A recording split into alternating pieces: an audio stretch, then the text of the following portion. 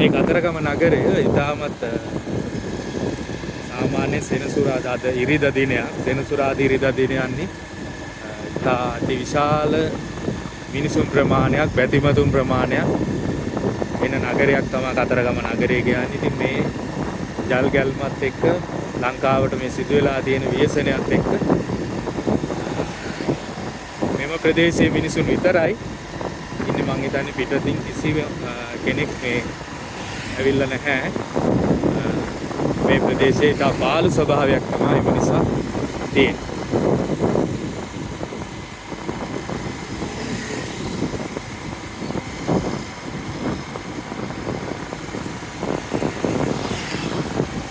අපිට ඉස්සරහින් දෙටගමු වැව බලා ගන්න පුළුවන්.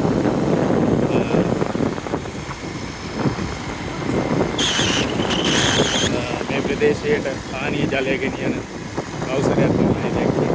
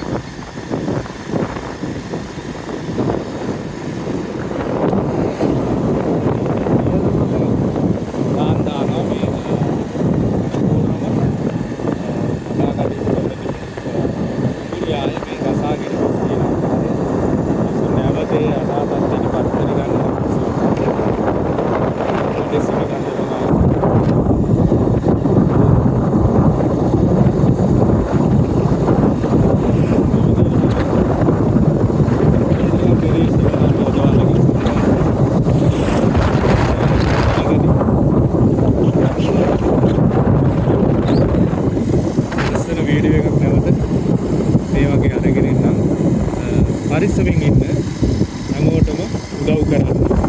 තමන්ට හැකි පමණින් උදව්වක් කරන්න කියලා තමයි අවසානයේදී වලකින්